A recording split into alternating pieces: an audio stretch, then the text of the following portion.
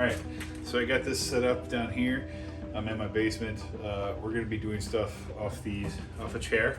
You can do it on a kitchen table chair. You can do it on whatever chair you want. You can do it on a step ladder, which I have a little step ladder I'll be using. Anything that can hold your weight, anything that doesn't move and wobble too much. That's what we want to use to get these workouts done. But first, we're gonna have to start doing our steps. All right, so let's get warmed up.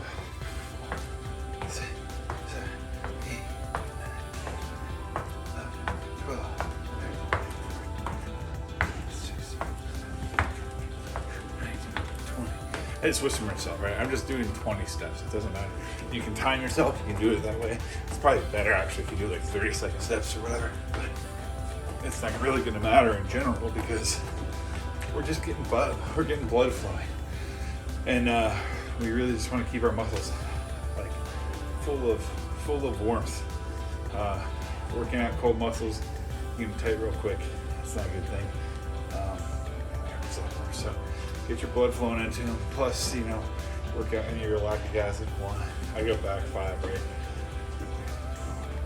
5. I go forward 5. 1, 2, 3, 4, 5. Right. So these preliminary days, or these preliminary videos, really, you can do them as many times as you need to catch up, because now that we're getting to the chair level, it's going to get a little bit harder. You're going to start to feel that you have to balance more. You're going to start to feel the need for your balance more. You're going to feel your core engaging because you got to keep a straight body. So we'll go over that in a second. If you want to pause and do a little more warm-ups, you can. But we're going to get right into this and start moving. So again, I've already warmed up before I started the video. If you need a little bit more time to warm up, hit pause, go ahead and do it. Or find the time before the video, do it. You really only need to do what we just did, 5 minutes at the most, or at least. Really you don't need to do more than 10 minutes of warm up, but good warm up is good. You can do a little run in place too, right? You got an exercise bike at home, you can do that. You can do a number of things, get the blood flowing, even just jumping, doing this, lifting your toes up and down, right? Do it slow lift. That's enough. You actually start to feel the body heat up a little bit. And that's your blood flowing to your muscles. So get that going, get warmed up, and we're gonna start to the chair. So I'm gonna actually change the camera setup and we'll get to the chairs. All right.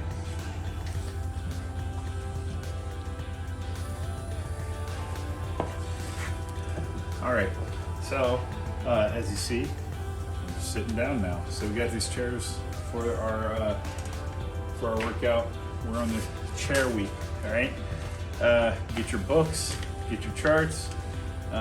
We're doing the same amount as we did each week. We did our warm up. We got 5 sets, set 1, 2, 3, 4, and 5. It's gonna be for this first day. Our goals are 5, 8, 5, 5, and then 10. And we're just doing that on the chair.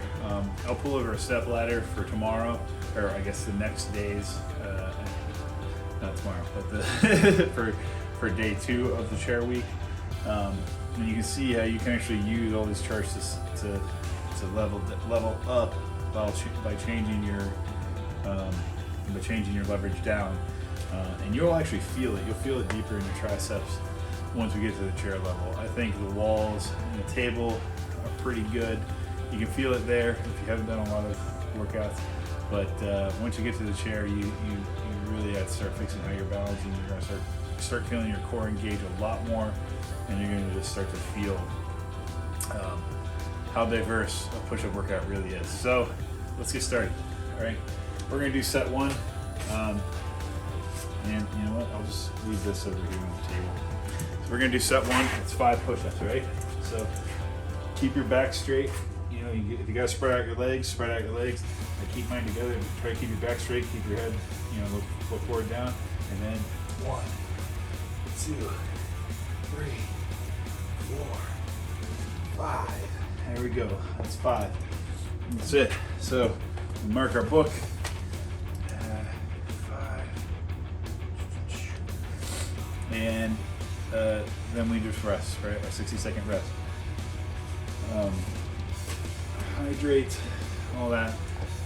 You'll notice even just doing this on a chair, I'm a little shaky. It's been a while, plus kind of hard to grip certain chairs. So that's the point, is find a level where you can actually do the workout you need to do, where it's comfortable for you. You're gonna have, you'll notice if your hands are at a different angle, right? You can be like this, you can be like this, closer together, further apart. You're gonna feel intensity on different muscles. So you can see it on these chairs too. All right, so 2 is 8. So on the chair, I grab the sides, which then put my hands like this. It changes the way muscle work. If I go forward like this, we can do that, and put my hands closer together. It's gonna be a different feel, but we'll do 8 with that. So 1, 2, 3, 4, 5, 6, 7, 8. So that's set 2, that's 8. And if you did what I just did, you definitely feel it. You feel it in different muscles than we've done before, the closer to the workout. So you get to it. Once we get to the knees, it's kind of a funny thing, because I think the balancing on the chair makes it quite different. But once we get to the knees, our core doesn't quite engage as much, but it really gets your upper body going. But you'll see that then we get to normal push-ups and your core will really engage. There's so many muscle groups that are involved. You have your chest, you have your tris, but you're also trying to align your align your spine and keeping your back and your abdomen straight, and you're keeping your your legs, your glutes. So everything's kind of push-ups are really great workouts. It's no wonder why militaries all around the world make guys do them all the time. All right, and athletes, every athlete, every group of athletes, football players, basketball players, they all do push-ups. Set 3, we have 5. All right, so here we go. 5. I'm changing it up. I'm going sideways with my hands. So try to keep my body straight. Go down. 1, 2, 3, 4, 5. All right, so there we go. For our little break, again, we keep it. Fill out your book. 5. You breathe, right? Breathe in on the descent. Breathe out on the push up. Breathe in on the descent, on the push up. Breath is very important to keep things moving, to keep oxygen flowing, but also to keep your form in your breath. Okay, a lot of people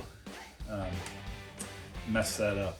A lot of people, you'll watch videos of powerlifters. I was a powerlifter for a long time, and I was always told to breathe, right? But I've seen powerlifters who get to those positions where they just hold their breath, and you can lift so much more when your breathing's right. It's amazing. So yeah, that's it. All right, so set 4, right? Even if we only rest 30 seconds, you should at least rest 30, but you want to have that little rest before. So set 4, we're at 5 more again. So you can change it up, or you can keep your arms the same. No matter what, you can change out your legs. Just the closer together your feet are, the more your core engages, but always try to keep your back straight. One way to help keep your back straight is just literally clench your buttocks. I know it's a funny thing, but clench them just a little bit. Go. 1, 2, 3, 4, 5. Right? Okay, so a long time ago, I used to work.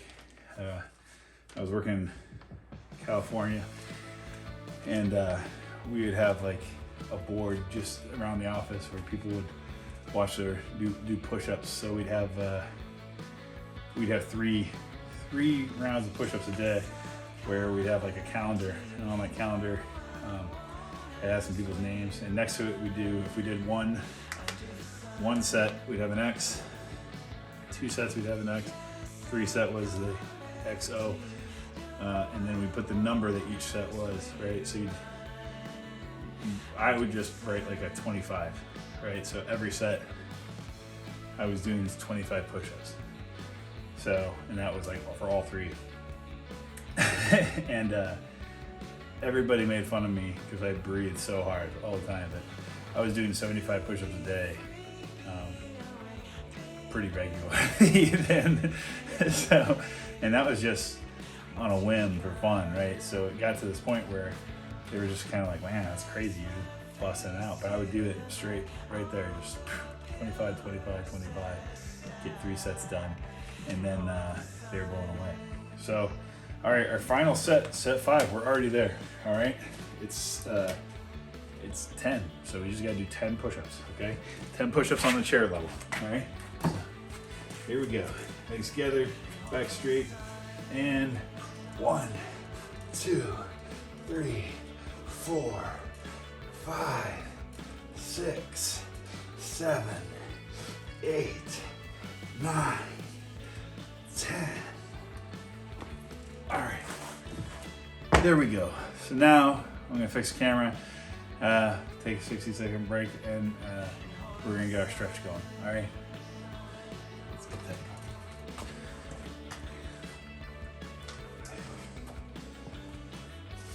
All right, I hope this is a good angle. I don't know. I'm sure you're probably just getting the top of my head cut off. That's okay. I don't really care. Let's see. Set 5, 10, mark your books. All right, and then we're at the stretch point. So we did a total of 33 push-ups today. 33 push-ups on the chair.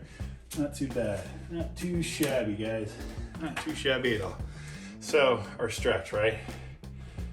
It's my back sometimes the lower I get, the more my core gauge, sometimes my neck, if I tense it up too much, it will tighten up, you know? So I'll always do my neck rolls before, and I often do them after a workout, because I hold a lot of the tension and stress in my neck and shoulders. I'm a Taurus, so that's where I guess apparently that's where you hold your tension and stress. Accurately in the astrology world, that is true for me. So, all right, I put my arm across, pull. I just pull that. Stretch out that shoulder. That's a good shoulder stretch.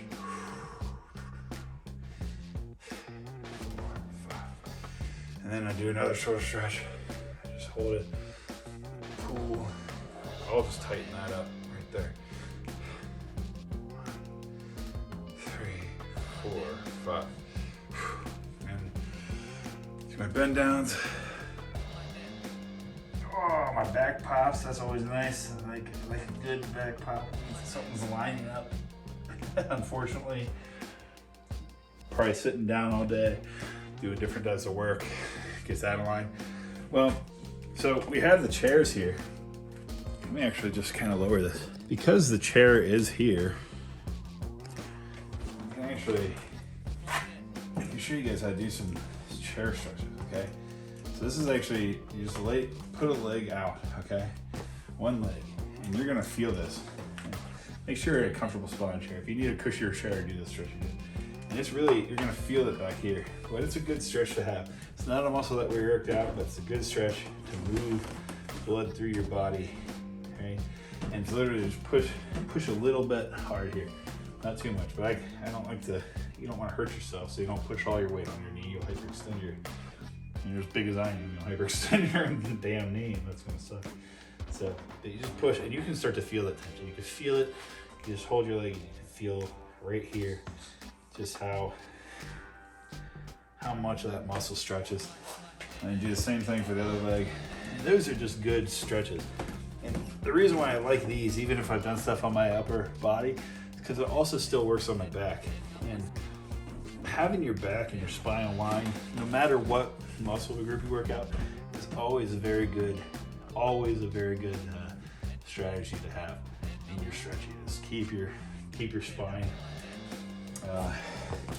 fluid and all the blood and fluids in your back flowing at all times. Give it a free open flow, and you're gonna feel a lot better most of the time, just in general. So that's it. that's some of our stretches. You want to stretch some more? That's great. I think you should. I always do some yoga, but then remember, take a rest day tomorrow. Work out any other part of your body but your chest and tries. If this is new to you, if this is just part of your normal routine, that's great too. But always rotate what body parts you're working and rest other days. Your body, your muscles will build on rest days. It's paramount to rest those muscles. So have a good one, and see you not tomorrow but the next day.